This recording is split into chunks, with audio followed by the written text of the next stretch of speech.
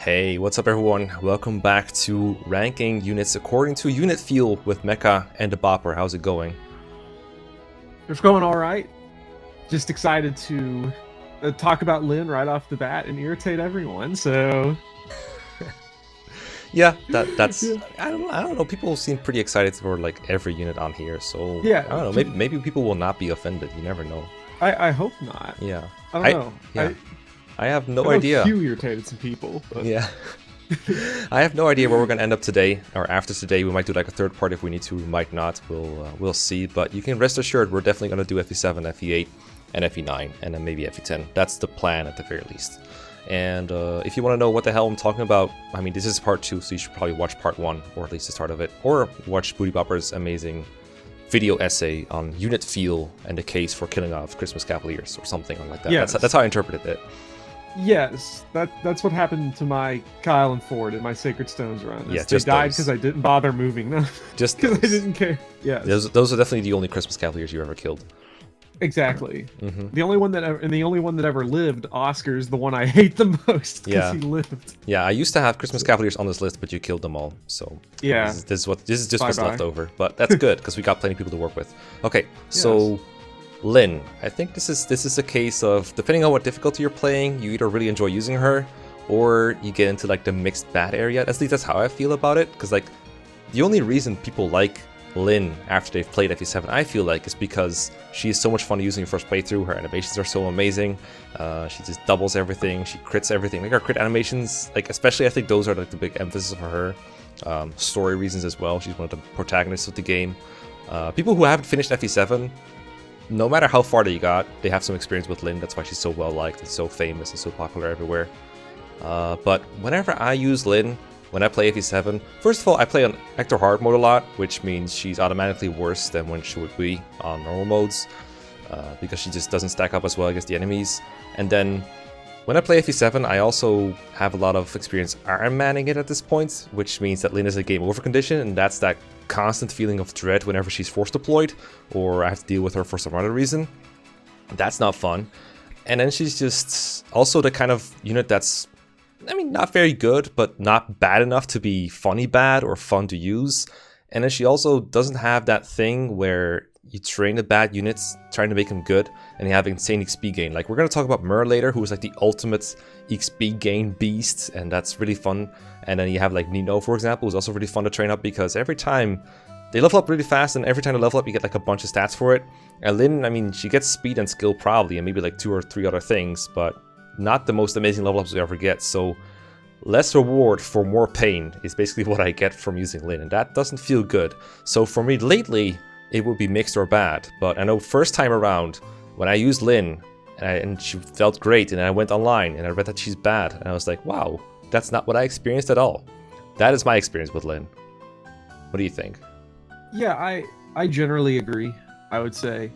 Because your first time through the game is going to be through Lynn normal and then Elliewood normal mode, where Lynn is very easily going to just kind of run away and is going to have stats that are good enough to, I think they'll be good enough to survive the enemies in Elliewood normal mode. But once you start getting into the harder difficulties, she definitely loses a lot of weird qualities that make bad units fun. Because Nino does have the 2 range to attack from safely that also targets resistance. So you do feel like this constant growth of just going from I can do a little bit of damage to I can nuke enemies. You can get Nino up in a few chapters probably. Yeah, within 1, I think. Yeah, because I know I basically, in my first playthrough of the game, I got Nino into a monster Sage within 2 chapters of having her. Whereas Lynn, you don't. The late promotion also hurts. I think a lot of lords suffer from this. And whether or not you play, it's so hard to talk about Lynn because you also have Lynn mode, which you consider. I count it. Yeah. Because you can't just pretend that those chapters don't exist. I try. Which but I have. Yeah.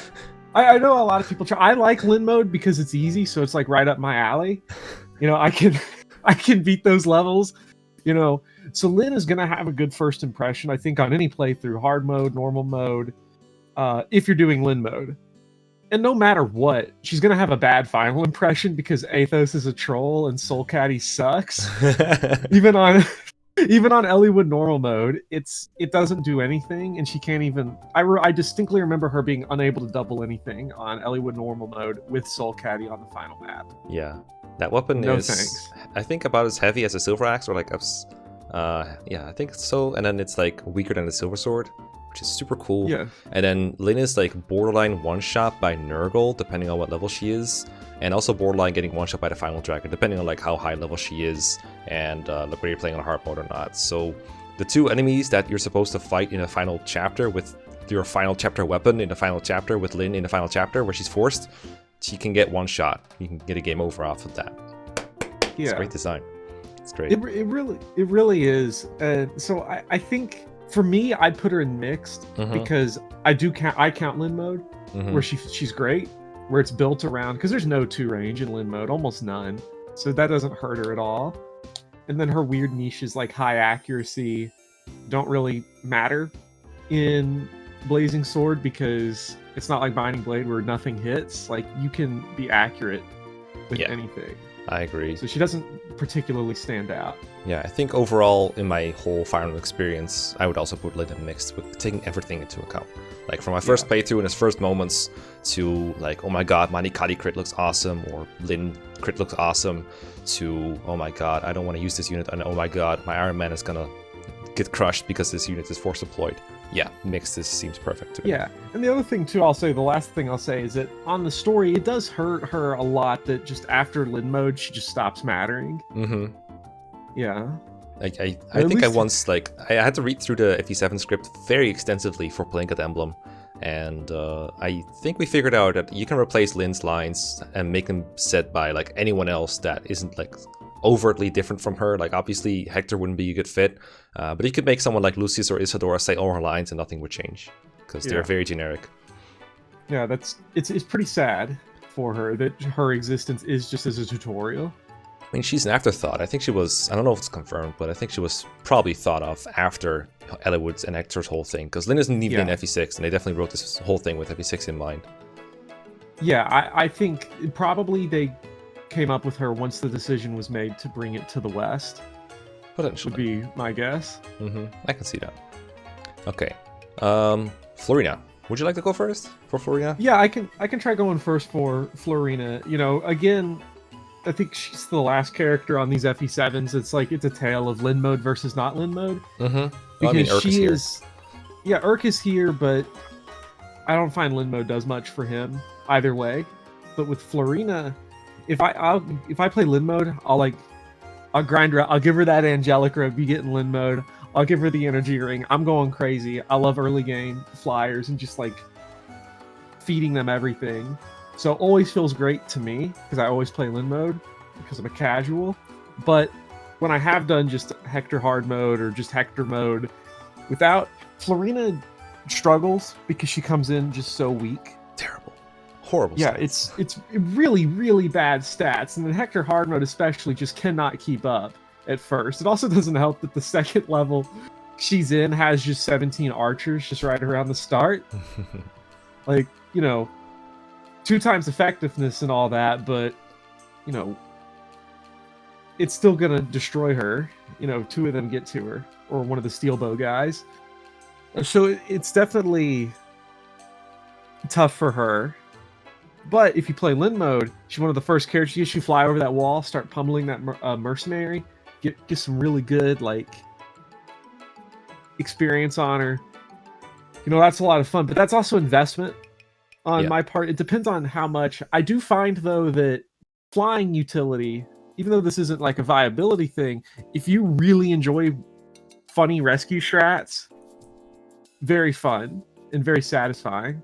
And I love funny rescue strats, even when they're not like, I don't do them for turns. I do them for how do I get dog shit units up really close to min-max EXP, and it always works out. So, well, not always. It almost never does, but it's fun in the process. It does, and that's satisfying. But she's also hurt by the female aid formula being garbage for some reason. Well, I don't think it hurts her too much because she can pick up like almost anyone before. I think she can literally pick up anyone besides Myrrh before promotion. And after promotion, she's one of the very few units who can pick up Hector still. Which, from my experience, I've played a lot of FE7 draft races, which are on normal mode, which helps a lot. Those don't use Lim mode, but they still play Hector in normal mode. So Florina is fairly salvageable on those, and she's actually the best unit to pick. Like, she's the #1 pick for everyone because she's the only super early flyer. And she's also one of the 2 flyers that can pick up Hector after promotion, which saves a lot of time in several chapters. And just having a trained flyer in general is just so good in those. And those have really made me appreciate Florina in the normal modes. And I believe even Hector hard mode, most people would still consider her like either the best or like behind Marcus the best, depending on like how much you value having to invest in her. I think in Lim mode, investing in her doesn't even feel bad because the enemies are so terrible that she's going to be fine. Like, you get this one corner in the Doorcast chapter where just a bunch of mercs spawn and just put her like in front of that. Fun. I do that every time. It's like, okay, it takes 3 of these guys to put me down to the point where I kind of want to use a vulnerate, and I'm not even dead if I don't. So that just shows how stupid Lim mode is. And then, they do 1 damage to her. Yeah, it's hilarious. It depends on like procs, I think. Yeah, it's just damn. That's so bad. And then like you said, like rescue cheese strats feel so fun where you can use, especially when you don't train her, but you still find a way to use her. I know, for example, I think La Pogne used her in Victory or Death on 0% to survive the enemy hero with a light brand because she had a pure water, and light brand is absolutely awful. So you just use her to rescue drop someone in range. Stuff like that is just very funny to me. Like that feels good, but I understand from new players that it can be intimidating to use a flyer because you can't hide on terrain or anything, and an arrow can just be, I mean, you gotta watch out for arrows basically. So that can be a little scary, but for me personally, I have had a lot of fun with Florina, but that start in Hector hard mode is really rough, and it's not like I'm describing like a lot of fun things about her, but I don't value them as much as the things I'm seeing here when it comes to unit feel. For me, she's still kind of, it's not really a unit I get excited about, It's not super, like, yay, Florina, it's so cool. When I think of, like, cool, great unit feels, I don't really think of Florina. It doesn't stand out, especially the way, I always mix up the names of all 3 flyers, or all 3 Pegasus Knights in Blazing Sword, so I'm like, I did it with the White Wings. Yeah, I'll be Florina, for like, it's all the same. But the other 2 at least have, like, also really funny introductions.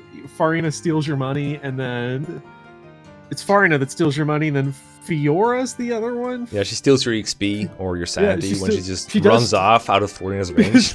Because she's an ambush reinforcement, which is the best thing ever. An ambush ally, and just runs around and at least has, actually, I don't know what she does other than just annoy you, but it's something. I know Fiora has that support with Kent where they're like, oh my god, people are being so lewd and so uncouth or whatever it's called. They're so, oh my god, they're just thinking about sex all the time. Yeah. And then in the A support, they're like, awkward because they had sex or something in a tent. I don't even know. It's stupid. That is awkward, but uncouth is a 10 out of 10 word, so Did I pronounce it right? Wow, on the first try. I think so, yeah. Damn. I'm pretty sure. Alright, we're going mixed for Florina? I think mixed, yeah, because she has a lot of things that are nice, but nothing that... She's not the character I'm rescue dropping into enemy range to do dumb things with. No, she's the one who's doing it, probably. Yeah. It's funny, because I don't remember if we talked about this the last time or if we just talked about it off screen, but I think we mentioned that when a unit is like, they usually end up here. And Florina isn't really but her impressions of her are more so she ends up here. Yeah. She's like the first unit where I'm like, in these cases it's like a mix between like good unit feel and bad unit feel in several points of the game. And for her, it's more like this is nothing to be super excited about. There's a couple things that I like, sort of, but nothing that I get super excited about. Yeah, I like how small she is compared to everyone else on this the portraits, list. That's pretty funny. Even Lynn, although I guess Lynn's just got big hair. But... Small Pegasus girl. Yeah. Yeah. That's always fun for a lot of people, I'm sure, so... Alright, are you ready to turn the great unit feel line into 2? Yes. Because Canas is about to join us. Canas is just going to go there. Yeah. You have... It's easy. Fantastic official art that's really fun, with him falling with all the books over. Monocle. Elder magic. Not dark magic, Elder magic. Oh yeah, that's true. Yeah, you can't... No. Don't use the D word. Don't... Like, don't talk about the D when you're around Canas. Talk about, because he ignores it, because, you know, he attacks resistance. Unless it's Luna, in which case he attacks nothing and one-shots the final boss, and that's all that matters. But even still, like, I know that's everything everyone talks about with Canas. Even if we ignore that, the Luna thing on the Fire Dragon completely, he's still so fun to use just for the whole game. He really I is. find. He's like, he has a really good first impression, because he just two-shots every enemy at base level. And he does the pew wow thing. Yeah. Super cool. And his cape flies up when he uses tomes like that. He just defies gravity for a moment.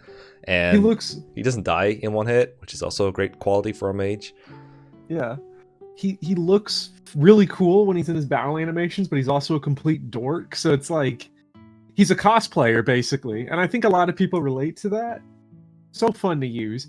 And then even when he gets like, and then when he promotes, he also gets more utility. He gets like those staves. And then if you're like me and you become addicted to grinding weapon ranks, like as a condition, I'm just like, oh my God, heal, more.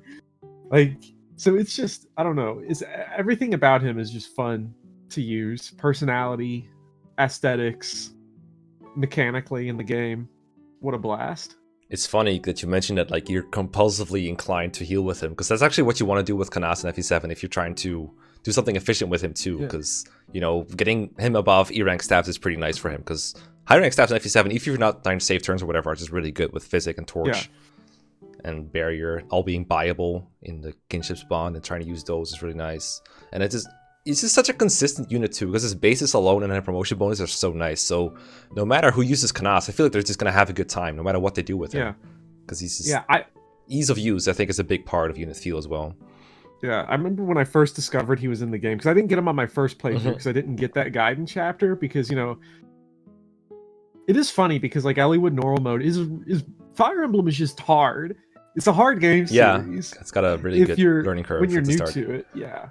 So like Eliwood normal mode, I mean, I got bodied in the Dorkish chapter of Lin mode. So Eliwood normal mode wasn't very kind. So I didn't get Canas there, but when I got him on my Hector normal mode playthrough, it was a wrap. I was basically soloing the game with him because I was like, this guy's got purple hair, dude. I can feel this. I agree. Yes. Yeah.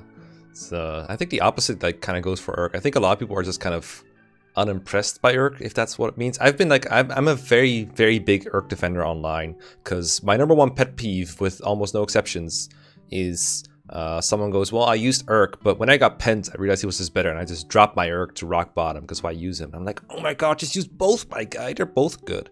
I do see where they're coming down from, though, because Urk compared to Pent does look unimpressive, and people have this compulsion to only use one of every class or one of every metric type. That's why Canas is so popular, I think, because they're like, okay, there's no other Dark Magic user, so I gotta use him. But for Urk, I don't know, I've always enjoyed using him, because for similar reasons with Canas, like it just does a lot of damage because enemies just don't know what a rest stat is. And then this, I think Thunder is like a really cool tome in GBA. It's just super flashy and quick. It's just, alright, just hit a guy with a Thunderbolt from the sky. What could possibly be cooler? And I mean, I've known him since Lim mode, so I've always liked him. But over the years, I've become less impressed by Urk's abilities, and I don't, like, in the same way as Florina, it just doesn't really excite me all that much, I guess. But it doesn't feel bad. He feels fine when I'm using him, but it doesn't feel impressive. He doesn't have the super appeal that Canas has, and he has nothing to really compensate for me. No, but he can do the 0 HP critical glitch in Lim mode. That's pretty nice. I think one of the things that hurts Urk, actually, is a new concept, name feel. His name's Urk. That's just really sad. It's like being named Oof. I don't know why. I mean, that would be funny. That would be funny. Just named Oof. Yeah, like, well, I know we're gonna get to Soren at some point, so Oof is gonna come up again, but just Urk. It's like an onomatopoeia to describe his unit feel. It's just, I think he's hurt too by, you know. Yeah, like Pent hurts, but obviously Urk exists for a long time where there's no one else there. So even if you are the type of person that's like, I'm just going to bench, you know, I'm going to do like a one of every class run or something, Urk is still around. But even then, in that time, he never pops off. He never feels like he starts off fine and he ends fine. And it's fun, and it's fun to say Urk. Actually, you know what? Just because his name's Urk, I'm kind of digging it now that I'm thinking about it. The more I think about it, the more I want to start my FE7 game and play with Urk. Yeah, the more I it's very exciting to bench Urk, actually. So, This unit feels very good not to use. I just feel so good knowing I don't have to put up with this. Yeah, well, it's not even that. I think just saying the sentence "Urk is on the bench" has a really funny sound to me, and that counts for something. That's true. So where would you put him then? Because I'm still torn. I'd put him in mixed. Okay, but... I think that's probably where I should go then if I'm like torn as well. Yeah. Oh, this is so weird. Who submitted these units? I need to check that. I meant to edit it in hindsight for last time. Now I completely forgot to mention who was like submitting them. I need to check that. That stuff is important. Yeah. And I think while you're checking that, the other thing I'll say here is that, people submitted these, and I think a lot of people submitted characters that they're attached to or that they really like. And I think it's worth reinforcing that unit feel is 100% subjective, and for a lot of people it could be the stories of these characters, because I don't know a ton about the FE7 supports. I know a lot more about the 8 and 9 supports. So if you're the type of person you've read like all the Blazing Sword supports and you love Urk's story, like that's gonna play into it, or Lynn's story in the supports, or Florina's story, that helps. It's so much about the perception of your experience with it. I find GBA supports so difficult to grind up, and I don't read them online that I don't know very many of them, but then the Tellius ones you get super easily. So I know those more. I think I have one playthrough where I actually had Urk, and I think I supported him with Pent, which gives them both full evasion, so it makes them like really invincible, which I think was pretty cool. Fun. And full defense too, because it's like Ice and Thunder, which is super good for staying alive. And Urk doesn't need the offense because he's a mage, so it was pretty nice. I want to quickly say thank you to Lettershoot Myrrh for submitting Lynn, Jonathan for submitting Florina, Stuart Graves for submitting Canas, and then the person who submitted the Irksome unit is Boots42. So that was interesting, because we didn't really have a unit like that before. Like, where was this guy? I was kind of like, I don't know. And that makes it so hard. Yeah. So I would definitely be interested in hearing other people's thoughts on these characters, especially like if you're the person that submitted them, because I want to know if it's more story or where it comes from, because it's all going to be different for everybody. Yeah. That's the great thing. If someone else makes his tier list, they're probably going to be upside down or something. I mean, for a lot of people, they'll probably be a lot in the tier that's called I didn't play FE5, but that's also there. Yeah. Or they'll just stick Dagdar in bad because, Jagan steals experience, gets blank level ups. Blank level ups are pretty funny in Thracius. I think that makes them even better. It must be pretty hard to get to FE5 in because it's one of the last games you'll play in the FE series and get there and still be under the impression that you don't want to get EXP stolen. Yeah, that's true. But also, there's so many trash units in Thracia that you want to use that you're like, I gotta. I can't believe I grinded Marty's bow rank. What a pointless exercise, but it was fun. If only the game had longbows, then it'd be a big point to it. Well, then it'd be longbow strats. Speaking of attacking from 2 to 3 range, you ready to piss some people off? Yes, his hat is stupid and bad and ugly, and I don't like it. Put it in bad just to troll people. I don't actually hate Joshua's hat, but I think it's very overrated because you can't even see it in battle, and it doesn't matter. Like, I have the same thing with beards to a lesser extent, because I can appreciate a good beard or whatever, or good facial hair, but I don't know why it's so hyped to just say, Joshua, I mean, look at the hat, he's amazing. Like, what more do I need to say? Like, there's like 10,000 more other things to say about this guy, and none of them are good. Well, that's not true. I don't mind the Lost Prince that went to wander kind of trope. That's actually kind of cool. I like that he hides his identity. I like that he's fast. I thought he was fun to use. The first game facts guide that I read for units in FE8 actually had Joshua as the only 10 out of 10. Not even Seth, not even Franz, not even Vanessa, not even Marissa. Marissa was a 9 out of 10. So they really liked Myrmidons. And do you know what Seth was? Out of curiosity. I think he might have been forgiven for being a filthy Jagan because he has good growth, because what else is more important about a unit that only has 19 levels to grow and good bases? So I think it might have been scraping by with like a 6 or a 7, maybe an 8. That's interesting. But no, Joshua got the flat out 10, like best unit. He has a Myrmidon, but for a Myrmidon he has good strength, aka his strength is not as bad as it is for other Myrmidons, but it's still below average. And he uses swords in a game where every gargoyle just runs up to you and goes, haha, javelin. You were completely unproductive. You might as well have been an archer on this enemy phase. Haha, get wrecked. That's not true, because when you have that one round of combat, you get 1 experience. I mean, an archer could have gotten that important. too. Archers can also get that. So what's his advantage over being archer? Well, Naomi's busy chipping a wall somewhere, so she wasn't available. but you have with Joshua, I actually find first of all, I think it's really funny that he's like a prince on the run. I like to imagine my headcanon is that it's like a Superman thing where the hat is his disguise and then just no one recognizes him. Yeah, he just puts it over one eye. Yeah.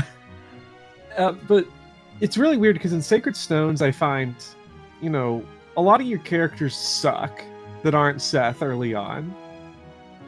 Joshua shows up and does 1 round, dudes. Because I remember like those axe guys that show up in Chapter 5 are just a huge pain in the ass. Like no one 1 rounds them but Seth. Especially McCartney. Yeah, I don't know why that random dude is more stonk than every other enemy in the game. But Joshua just he's a player phase nuke early on when it's actually nice to have one. And then you have the, You see, your problem is that you're trying to use units that are not Seth. Yeah, that is a problem.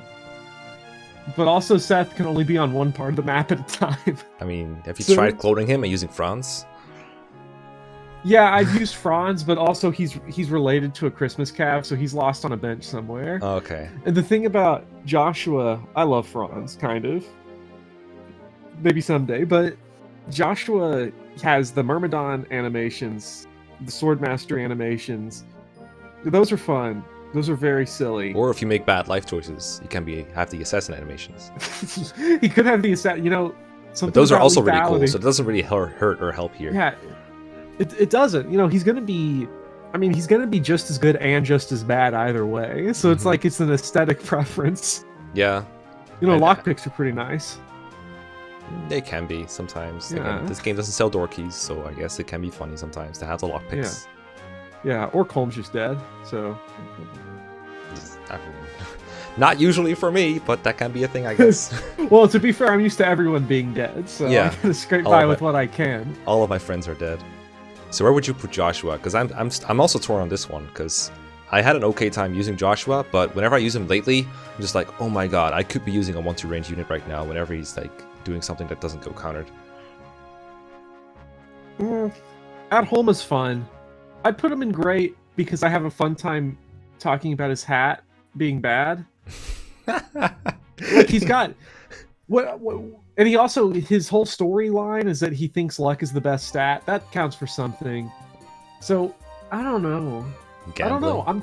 I'm tempted to put it in great because it is kind of fun that he's a character that is sort of out of nowhere becomes story relevant instead of it being like it's kind of telegraphed but also not really. That was cool. Yeah, it is fun that he sort of comes out of nowhere to become relevant. And that's always fun for these bench players who like never really get to do anything in the story. Yeah. I think for me the problem with Joshua is I just haven't used him in ages, but I can definitely see him being fun to use if you commit to it. I can see him just having fun with it. So I'm okay with that. Because it's, I guess, like, because I would put, like, Marissa undoubtedly in great. But then again, Marissa also has, like, more of an arc. Joshua's usefulness does sort of decline over the game. It does. If people start doubling, then he's just kind of out of work. Yeah. So it's not like Marissa where she's so bad that becoming as good as Joshua late game is like, oh my god. We've done a miracle here. To be fair, for me, when I play FE8 in late game, it's really hard to be useful because unless you're like a flyer with 10 move because you got the boots, or you got like really overkill offense like Myrrh or something, or you have stabs that work for like warping, rescuing, physicking, fortifying, whatever, hammering, or you have some other kind of super standout trait, I'm probably not going to care. Like I've tried to carry someone like Garcia into late game with the Garm or something, they don't end up doing anything because not enough move, and all these maps are like skips or very move required, so someone like Joshua ends up falling in the dust and doing nothing. Yeah, see, I didn't have that experience recently because my most recent playthrough, Sacred Stones, I lost the boots because they were in Dussel's inventory when he killed himself with the Devil Axe on Valter. This is such a bad combination of things to have in one battle. Yeah, well, he had weapon triangle advantage, so it was really calculated. That's fair. Yeah, and then I was busy trying to grind up Knoll's Dark rank with Eclipse, so like it was very slow. So I had time. I think I earned Eclipse twice in that run, so you know, I had time to move. I thought Exo Emblems runs were scuffed. What the fuck? Yeah, no, see, this is the type of thing that happens when I discovered Eclipse gives like 8 weapon EXP. Dude, it was over. You should seek help, probably. Probably.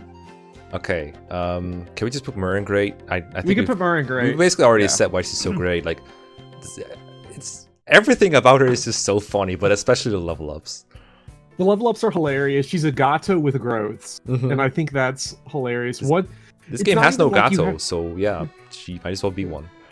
Yeah, you have to you one-shot the final boss with her on accident. It's not even planned. It just happens that way.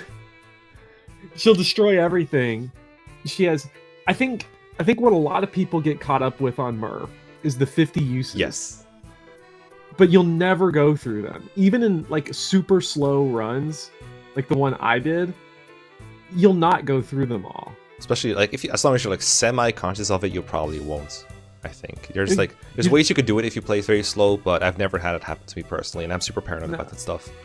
I think you pretty much have to go to the tower to do it, because I've just dumped her out there in front of like Reeve in that big, massive winding chapter that is like you just should fly over, and she's killed like 16 enemies in one enemy phase, and it's like it doesn't matter. You're not going to use everything. Well, I think a blessing in disguise for her there is something that we just ripped on Joshua for, which is a lack of 2 range. She doesn't have that either, but I think it kind of helps her in some cases, because you don't want to route chapter 20, like the one with Reeve and Morva, because there's just too much shit out there. So a lot of the eyeballs, they don't do any damage to her, but they'll probably still attack her from 2 range to do absolutely nothing and get in the way of the seas. But at least she won't waste a Dragonstone use trying to get through it. So that kind of helps her. I love how the druids in her joining chapter have tomes that bypass her like 50,000 base resistance. Like they have Luna and Eclipse, but they're so inaccurate it doesn't matter. But I think they're there just to scare her a little bit. Yeah. The only thing that actually does sort of scare her, or at least me a little bit, is Gorgons. With Shadow Shot. That's the one thing that poses a threat to her in the game, because I've had her one shot on those. If you don't train her up in the previous chapter, then she can get one shot from there. But also like a barrier or pure water takes care of it. I've never had that be an issue. I know her base HP is like super garbage, so I can see it happen. It just never occurred to me that was a problem, because if I'm putting Myrrh in range, it's probably because she survives, and then if I forgot about the Shadow Shot guy, there's probably like 10 other lower res targets in range for him to kill, like Deathless or something. Well, yeah, but I mean, Shadow Shot can be a threat to anybody, because Siege Tomes hit really hard in GBA for some reason. Well, especially Shadow Shot, because Gorgons have the stupid combination of like a high might tome and then super high base magic. They have like 26 magic or something stupid like that. Not even druids have that high. Yeah, they're like the only enemy in Sacred Stones that does damage. That's for sure. Which is why it's so extra great that Myrrh is there, because she just one-shots those guys and doesn't even care. It's so much fun. The EXP guard going up is just absolutely great. You might remember that shit post I made with the normal mode XP. That's Myrrh. Like that's just literally Myrrh. Like draft races, literally, you have these splits that like tell you how long it took for each chapter, and the Myrrh chapters are the most confusing splits because they don't depend on your strategy at all for the most part, as long as they're like reasonably efficient. What matters is how many Myrrh level ups you got in that chapter. That's going to determine how much time you lost, because she just gets so money. There was one more thing I wanted to remember about Myrrh, but I forgot, which seems to happen a lot for these, but I don't know, we'll probably never come back to it, and it'll be lost in time. No, I mean, we'll come back to it when I remember, which is never. Yeah, it'll never happen. No, it'll be when you're asleep or trying to sleep tonight. That's when it'll come back. You'll have to go on a tweet storm about it. Are you asleep? Yes. Here, yo, I know what you were looking for. I found it. I remember. Boots with the Myrrh. That phrase alone puts her in great unit field. Great unit field. Put her above Lewin. I know these aren't ordered within the tier, except this one, very top. But also, just getting a full level from one kill is fantastic. You're talking about the level thing. Like, that just feels... It's so rare that it happens that you just get 100 experience, that when a character's able to pull that off, while also already being good... Especially late in the game, because late in the game it has a certain bit of futility to it for me. Like when you're training people in the early game, they get like 30 or 40 XP for a kill, more if they're like under-leveled. And then late in the game, they get maybe 5 or 10, depending on what mode and what game. So having a unit you can actually set up kills for and get a gratifying reward for it just sets off all kinds of fun meters and addictions. Yeah, I think that's why late game Fire Emblem for me is sometimes a struggle. I have to find these sort of ridiculous storylines like grinding Knoll's Dark Rank, because without that, it is sort of just like promoted paladin go brrr, and you just tear apart maps. Yeah, and like you're trying to grind it, like you might get like a complaint in your chat somewhere that says like, oh, you're just using Seth for everything. But when you work to instead make Joshua the level 3 Swordmaster kill something, he doesn't get anything out of it anyway. So it just feels completely ungratifying, which is why Myrrh is so nice. Yeah, Seth definitely hurts some Sacred Stones unit feels a bit because he's a Jagan that does not set up kills. And he sets him up all right for a second attack. Yeah, he does. He doesn't even get it. He doesn't even get like chip for himself. Like at least set up your own kills, and he can't even do that. The best is when a unit has reached 2020. They can't improve anymore, but you also can't stop using them because the rest of your army is still Garbo. No, that's when you check their weapon rank page and you're like, is there more I can do? No, that's when you get help. I told you, get help. Yeah. No. Right. By the way, the previous units were submitted by Leone, submitted Myrrh, and Ice Lake submitted Joshua. I don't know who submitted this asshole. I don't know why he's on here. I don't know either. No clue. Okay. But whatever stupid fucker submitted this guy, I just want to say with Knoll, he has maybe my favorite line in the whole game, in all of Sacred, so maybe all of Fire Emblem, which is when you find him in that prison and he's just like, has the execution date been moved up? I don't know. I love that. And then it gets even more Ludo narrative. When you check his stat screen, he's got 0 luck. Yeah, he's ready. 0 in his stats really funny. Yeah. Especially with a stat like luck, which I think a lot of people will look at luck and be like, this is the best. I don't think luck is the worst stat in Fire Emblem. What? I've learned this from playing. From playing Iron Man's, I think it's Res. I think Res is the worst almost universally because it's the easiest one to augment with Pure Water and Barrier. And crit, just low % crit, just is it sucks. Well, Knoll doesn't have that problem. He has a high % crit problem, but you also don't fight with him because the game just hands you a Master Seal immediately with Knoll at level 10. Yeah, or it comes with a Guiding Ring, one of those two things. Yeah. Depends on the route. Yeah, so he is... The thing with Knoll is that the unit feel on Knoll is entirely dependent on what you promote him into, which I think makes him an interesting case. That is true. Because if you go Druid, you're not going to have fun. No. You go Summoner, how dare you say that? You grind up his level so that he can summon the Devil Axe, and then he goes into Grid. Now that's weapon rank. Yes, that's when I knew it was a problem, was when I was trying to grind up Phantom weapon rank. I don't think they actually gain weapon rank by fighting. I think they. No, I know that it increases as the level to summon increases. I think that I did research for it, but I don't think they actually like gain weapon rank or normal XP for that matter. If they do, this sounds like a fun is for casuals category. Oh god, you have a problem. They don't even get terrain bonuses, bro. But yeah, I think summons are stupidly fun to play with, no matter what. I think everyone can appreciate how it was for a while that I thought summons were just like, there's kind of nice options every once in a while. But when I started doing a video, I realized, they actually really broken and good. Disposable units are ridiculous. Like they're just, it's so fun to toy around with them, and it's so good to be able to go, okay, I don't care what happens to this unit, but if I put them in range, it's -1 attack on anyone else. So Shadow Shot Gorgon, have fun, kill my guy. I don't care. Yeah. It's all fun and games until they pick up the boots in the desert. Then you cry, and then you have a great story to tell your grandkids. So it's still good units. Yeah, yeah, you do. I guess that's what coronavirus did to everybody. Now all of our grandkids' stories are going to be, dude, I was playing Fire Emblem this one time. You're not going to believe what happened.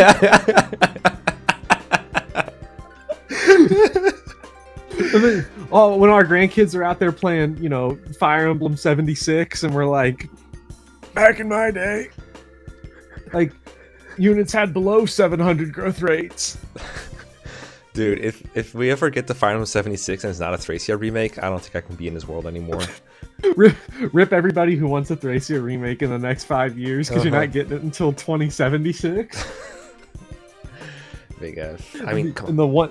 I want to know if anyone ever made him a druid, because there's no way. There is no way everyone. Come on. Let's say Sacred Stone's your second Fire Emblem game. You already played FE7, you used Canas, you got a druid. And you get this option to make him a summoner. Like, why would you use something you've already seen like 10 times over? Why not just go to new options? Sacred Stones was my first Fire Emblem game, and the name Summoner, I saw that and I'm like, I gotta get it. Like, you gotta go for it. Yeah, it's good. It's got good class name feel, and it also just tells you straight up summons ghosts. Ghosts. Oh hell yeah! Like, so Knoll is like the fact. I actually think zero luck Knoll is the game just telling you, look, don't fight with this guy because he's gonna hit nothing and he's gonna get one shot by the killer axe, devil axe. It's like on this map, so like don't even bother. And you do that, and then it's just so fun. It's just so fun. And then his dialogue, of course, is fun. And then Eclipse is good weapon because it gets 8 weapon rank. It also doesn't get you killed instantly, so there's that. Yeah, it doesn't. My only problem, the only thing that makes me sad about Knoll is that without grinding, it's basically impossible to use Gleipnir in the game. And then it also just doesn't deal effective damage. I was gonna say that's a good thing. You're not tempted into going for it because it's so bad. Well, I didn't know that, so I was tempted into going for it and was met with extreme disappointment. Well, so he went down to bad unit field instantly? No, he went up to great unit field because then I was still... I was in a bad mood for one turn, and then I just started summoning phantoms again, and it was funny. Alright, you want to, do something different? Do a purple-haired mage character? What is with purple-haired mage characters and like just being very rare in Fire Emblem? I think they should do more. Yeah, I don't know. Alan Smith managed to find another one, though. Yeah, I might have to make Bernadetta a mage in my next run just so I can get some more. We did speculate that she did look like Lute at first, I think, as well as Katarina from FE12. That was kind of funny. But we got here is Lute, though. And for me, it's similar to Florina. It's like, high magic girl feel was great. But then she joins in Chapter 4 instead of Chapter 8 in a game where you could just easily turn her up. I used her even in draft races before, and I think Lute is really, really entertaining to use. I have heard that weird old top 8 great units that are bad, whatever. Bad units that I like video. That's where I put her. That's how much I enjoy her. But I just think shooting giant fireballs at people near the one-shotting them is super fun. I don't think she's the best unit in the game, but you can get her to work with so much ease that it doesn't even matter. I think she's great. Yeah. No, she's a ton of fun. Also, like, her character's fun, too. With, like, the whole, like, I am simply superior. And, I don't have many game facts stories because I don't look up guides very much anymore. But when I played Sacred Stones, I did, because I was still at the phase where I was like, I couldn't miss anything, I gotta look everything up. And there's this one guy, I always remember this comment. I went and found it for a screenshot for a video I never finished. But... They were debating Sacred Stones characters, and he said Lute is better than Seth by a long shot, and that always stuck with me. That's funny. And yeah, which is like, I thought it was really weird that the username was Lute as well. Simply superior, but just a ton of fun to use, because Sacred Stones is a game that, like, enemies are generally bad enough. She also joins if you get her in her chapter, like, in the middle of it. Very easy for her to, like, pick up some kills. She does sort of have the I want to use her to set up problem because she attacks from 2 range, but also it's easy enough to get her to level 10 promoter and she's going to be good. Yeah. Like, I think on the flip side of you want to use her to set up kills is the flip side is you can run up to someone, hit them in the face from 2 range, they can't counter you, then they run up to you and they kill themselves on you because you want to 2-shot them. I think it's a more fresh way to look at it. You couldn't do that with units like Lina or Lu or whatever because they just get one-shot by everything, and also they suck, and they might get doubled. But Luna's like, she's in FE8, so she does that just fine. I also think another thing that makes her easier to appreciate is how low brain her inventory management is. You just load her up with a bunch of tomes. Like, for someone very complicated to use, like Seth, for example, you have to use, like, okay, I want, like, a Silver Lance to one-shot stuff, but I also want, like, Iron Weapons to not have to use my Silver Lance, because it only has 20 uses, and I gotta hoard it. And then you gotta have your 1-2 range Javelin, or maybe even a short spear or spear. Then you need some way to heal himself, probably, and then maybe I need the Silver Sword as well, because I might meet, like, a high Axe Riding guy that I need that against. And they were already at like 10 slots or whatever. And at Lute, it's just, alright, I'm just going to get fire and maybe a thunder, and it will probably do the job because, I don't need anything else. And simplicity also really helps, I think. Yeah, that definitely does too. Although this is like blowing my brain right now. I didn't even think that you could train a unit with their own chip and kill experience at the same time. Yeah, the best thing is you can do it with Knoll and get him killed a lot more easily too.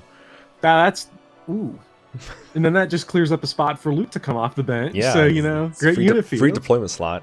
Yes. Although you do let go of the 2-for-1 deal or the infinite for 1 deal with Phantoms. So, you know, pick your fights wisely, I guess. Yeah, but Lute is simply superior, so... That's true. Yeah. She fights like 10 summoned men, I guess. Fights like 10 Phantoms, so she has zero strength. She has 10 HP. Yeah, just... 0 luck. This. Alright. FE9. 0 times 10, yes. FE9. This game has unit fuel problems for me because FE9 is so slow. Using anyone in this game is a bit of a slog to me, but we'll see if I can get anyone into great.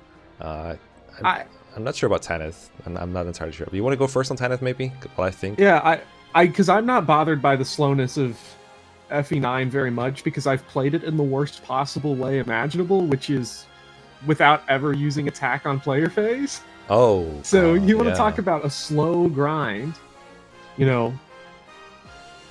So it doesn't bother me. I have infinite patience, but Tanith, I love Tanith. Fun design, reinforce. If you're bothered by the slowness of FE9, reinforce is not going to help you out. But it's also just a hilarious skill. I'm gonna summon like 3 Falcon Knights, and they're just gonna swarm this map. You know, and that helps a lot. One of my favorite things actually about Tanith is her recruitment situation. So she shows up on the map where Shannon rejoins. But to get Shannon back, you have to bring Rolf on the chapter where they give you Tanith. So I've never recruited Shannon again because I'm like, am I gonna bring Rolf for Tanith? No. So Tanith, Sonic Sword is awesome. Reinforced is awesome. Flying and Super Canto is awesome because Super Canto just feels good. It feels like cheating almost. Oh yeah. Even though the enemy can do it, it feels like cheating when you can do it because you just like are running in and out with 17 paladins and flyers, just destroying people. Yeah, and then the same map you get Raisin, who can also, you know, you can go into diamonds and then just do it again with 4 people. Yeah. So Tanith's reinforcements, like that map design is like begging for them too, because you get the flyer reinforcements from behind that you chew up. So I don't know. I love Tanith. I also Earth Affinity. Yeah, I'd have really made use of that because she joins so late, and you usually have all the supports filled up, but it does help. Yeah, it helps. Describe this as why she's good. And to some extent why she's fun. For me, I have one reinforcement related memory that I'd like to share. 2 of my friends, 2 people that I know from a Discord server, they had a bet going. One of them, I think they just kind of dared each other into doing it. So one of them was to do FE9 0% growths on Maniac mode, while the other, if that playthrough was completed, the other one would have to do Shadows of Valentia 0% growth LTC. So they like pain, I guess. And then FE9 0% is actually pretty tough because you don't really get that many units with good bases later on. You get like, I don't know, Joffrey and Har. I guess they're like okay. But most of the good units are early game growth units. Like Titania is basically a growth unit like late in the game, and Kieran, I guess, and an Oscar and Ike. But none of those are good. But Tanith is really good. Tanith is super OP on this because she's the best unit you have. And then she also reinforces that one Falcon Knight that has better stats than she does at base, who's also really good. And they keep your boys alive, so you don't have to reset the chapter and have more pain. Mm-hmm. So that's top tier unit feel. So a lot of the fun of watching that playthrough was not, trying to get him through it because I knew we'd get it eventually, which is just a slog. But watching that Falcon Knights and the Pegasus Knights actually survive and do stuff on their own was super fun to watch. So in that regard, great unit feel, sure, let's go for it. Yeah. And I think because you said I was just describing why she was good, and that's true. I think sometimes, for me, there are just units that are good where it just feels good to use. I think she's one of those. Well, yeah, I agree. To me, like, I think her good qualities that like overlap with like a tier list help her for me because I think they're not just like the Florina good qualities where it's just sort of like I think these are like more fun good qualities to take advantage of. Yeah, so, it helps that she joins like battle ready late in the game, I think, rather than you gotta train up from the ground up without it going extra fast like with Myrrh or Soren is actually one of those that I personally For my experiences, I would put him here. That's me. I'm going to explain why. So Soren joins with a Wind Tome, which means that instead of doing some damage, he does almost no damage. Like Soren in the early game feels really bad for me to use because, again, he doesn't really get more XP than other people, and he doesn't do much damage. And also, sure, it's not that hard to sneak him in like a kill for a single turn, but then you gotta shield him from everything else that's around him because he's also very fragile, and I don't trust him to not like suffer from success from like another weakened enemy or something, or die in some other fashion. And then it's just, like, one of the first maps he's in is like a super big open field where you have like Gatri, Shinan, Titania, Ike, Soren, Riz, I think? Riz? Yeah. And that's it. And that chapter is just, if you don't go in with Gatri and Titania all the way, and you're just stalking through it trying to feed kills to Ike and Soren, you're just gonna have such a bad time, and I hate that shit. And I picked Soren like round 2 for a draft race once, and I instantly regretted it because he just didn't do anything at all whatsoever. Like, in fact, I think he got me more penalties than anything because there's some units you're not allowed to do with your undrafted units to drafted units, and I accidentally did one of those. So that was all kinds of pain. And I know for a fact that you can make Soren good, and probably even great unit feel. For example, if you manage to train him up, and then you give him like Vantage, and then that stacks with the depth to where he can kill enemies before they touch him. That's super cool. And you can also like get to points where you can one-shot enemies, or if you're playing Japanese version, you can like crit forge the Thunder and just kill everything before it touches him, because Vantage is 100% in this game. So basically you're dealing with basically Vengeance Wrath kind of thing, or like Vantage Wrath kind of thing. That seems super fun, but I've never done it. So for me, Soren is bad unit feel. He says oof when he dies, so great unit feel. Oh, now there's an opinion. No, he's bad. He's bad. Mages just have a tough time in Path of Radiance feeling good for me. And, you know, because you said he might suffer from success. I've only ever seen him suffer. So suffer from failure mostly. Yes. I remember in my Iron Man of Path of Radiance, I remember he died on that beach in the chapter where you get Marcia, where I said, oh, he can handle this guy. I put him in range of one guy. I was like, I'm not even going to bother checking the stats because it's one dude and it's Path of Radiance, and he got one-rounded. Goodbye. Goodbye. But he has a depth, so he might do 0 times 2, so that's always valuable. Yeah, it's a really good innate skill to have. It's just a shame it's on a unit that does like no damage. Because I find like with Soren, and the same goes for the other 2 unpromoted mages in the game, Ileana and Tormod, that they're best for me. The best I ever get them is by late game they can use Physic, which like utility that's nice, but at the same time, it's not in the pain that it goes through for me to get Soren up. Because also Path of Radiance is so weird because pre-promotes are not that good in Path of Radiance other than Titania and like Tanith, but also growth units are a pain in the ass because there's 2 Master Seals in the game. So you're either battling them up to 21, or you're spending all your bonus experience on them, which the game gives you plenty, but you're like, do I really want to dump this on Soren so I can get Physic later, or do I dump it all on Rolf? I mean, for me that'd be Soren, but apparently you have some kind of Rolf thing you want to tell me about. Because I mean, I think we're done with Soren pretty much. Yeah, that's what you call a transition. So Rolf is the worst character in Path of Radiance by far. Mm-hmm. He's a level 1 archer that joins in like chapter 37, so he's coming in way too late. Chapter 38, actually. okay, you know.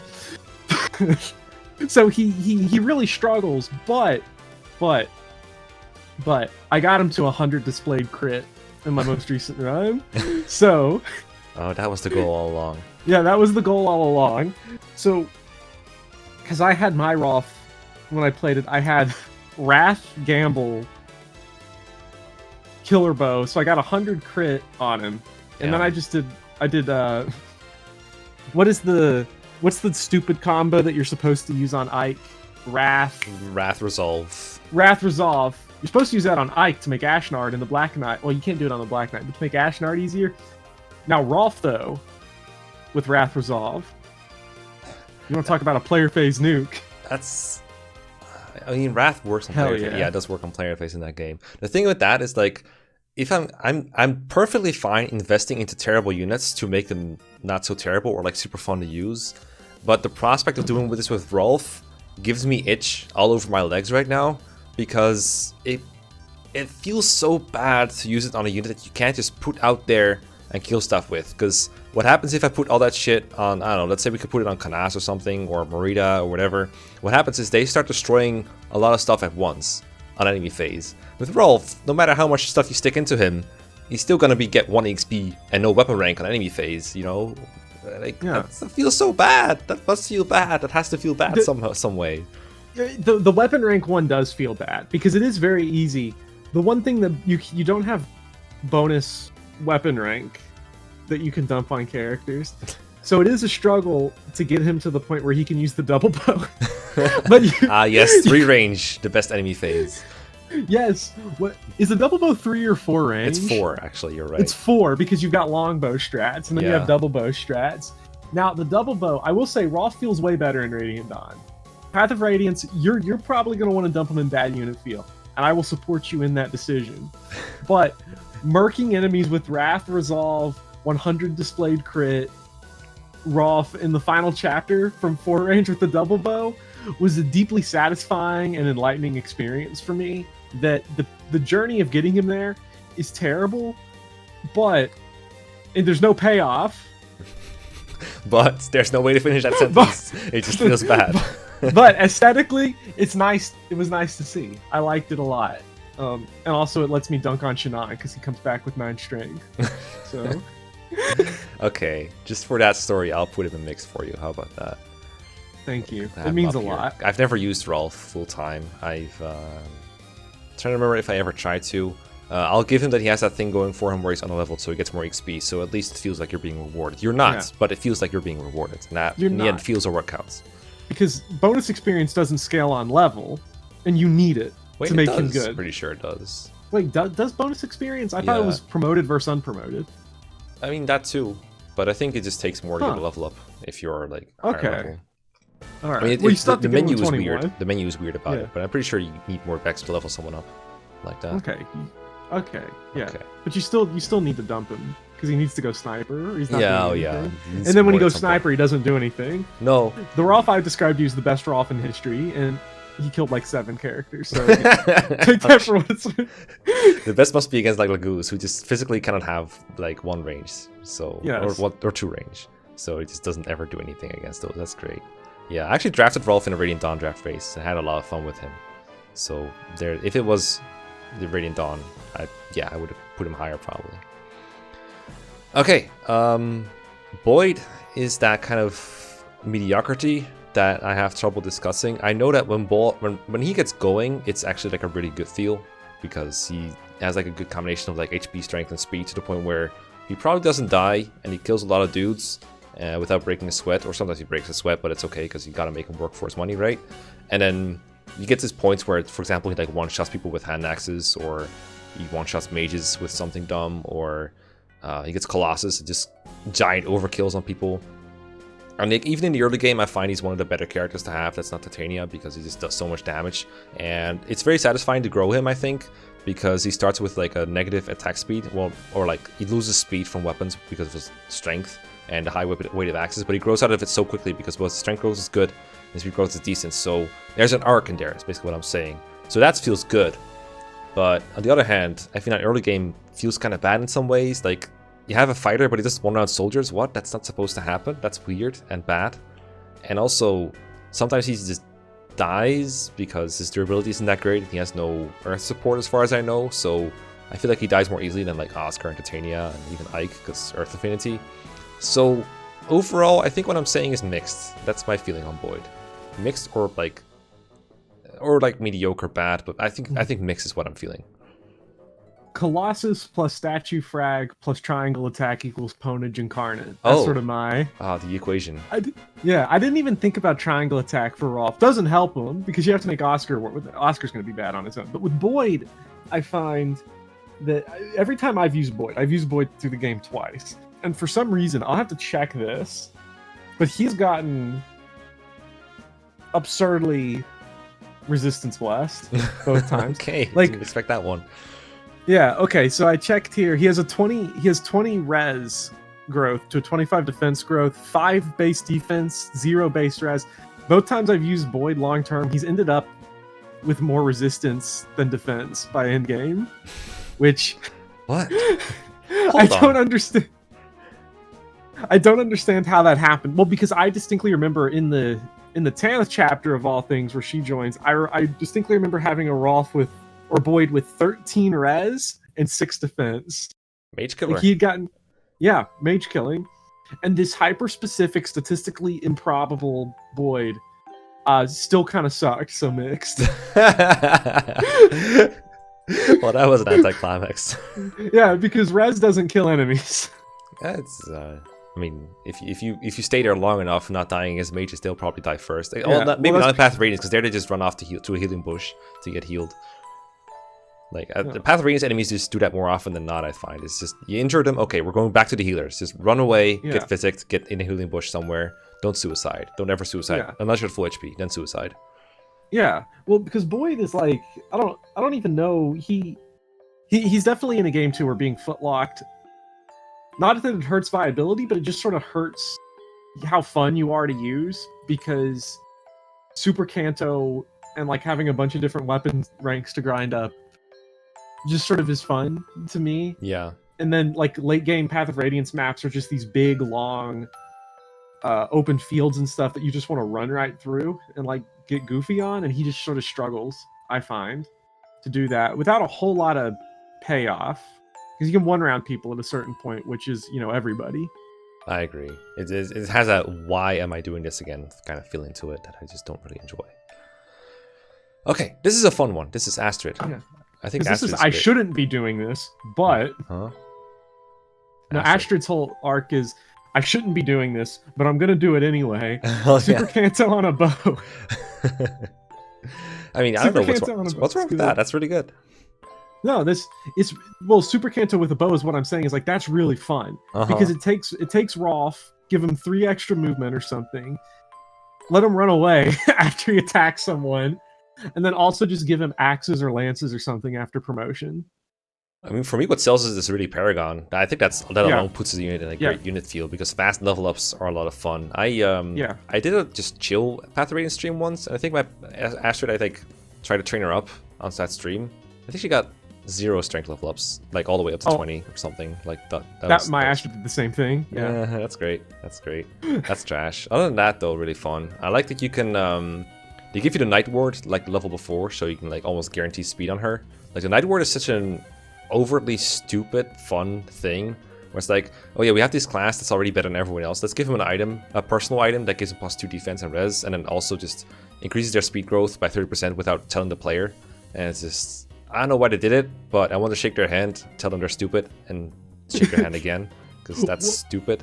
But it's also great, because it makes Astrid so bonkers good.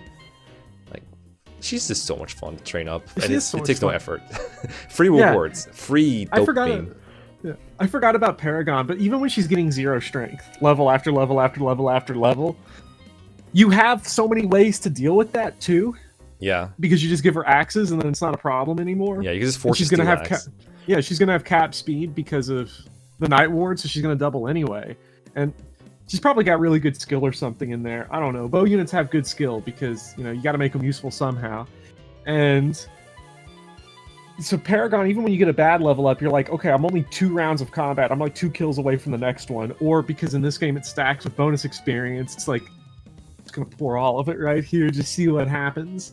And then the Night Ward, as you said, the Night Ward to me strikes me as one of those things that is entirely unnecessary and exists purely to get you to over-optimize and over-min-max for extremely minimal gain, unless it's cap speed Braum, in which case it's genius, but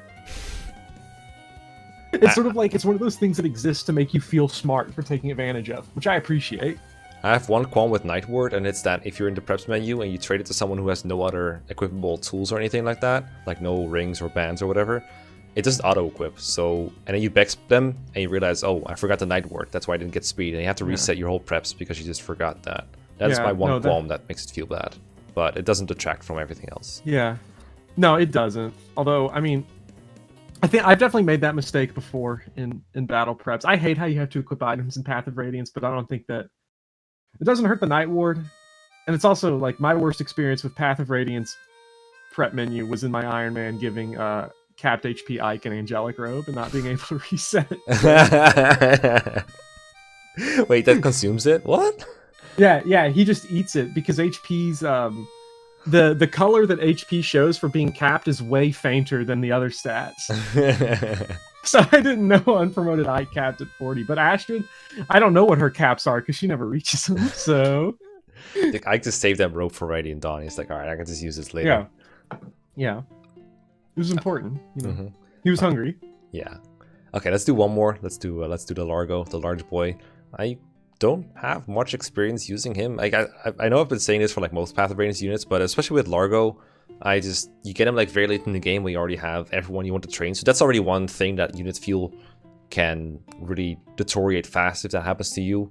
And then with Largo, you still have like a chance to impress if you're like first deployed for the first time and you like fight enemies. But I don't remember exactly what his numbers were. I think what happens with him is he does quite a lot of damage, not enough to like one run reliably, because the enemies are also kind of tough at that point.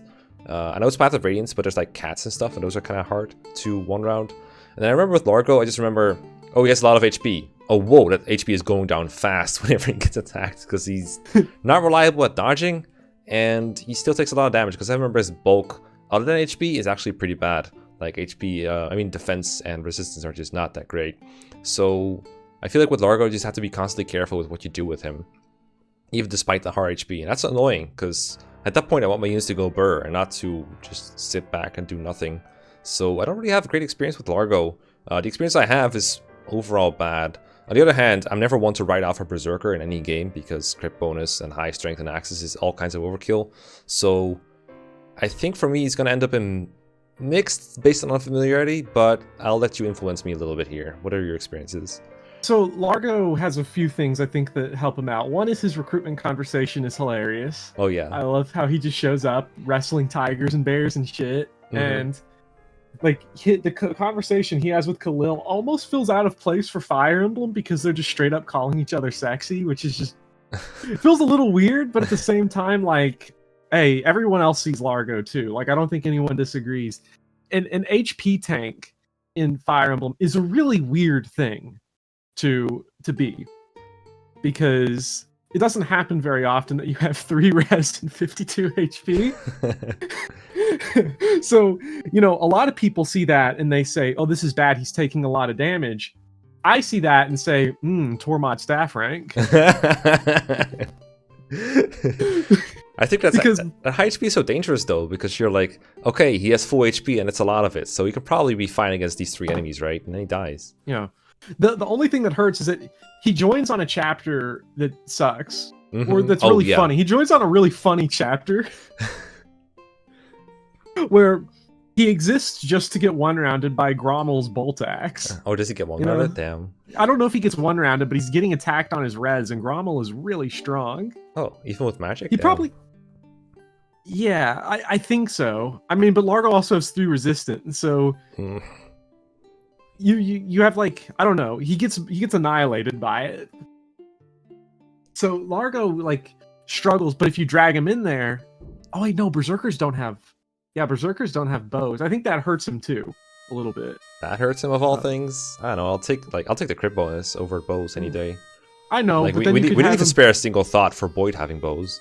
Yeah, no, because this is where bows would help him, because then he drags Grommel.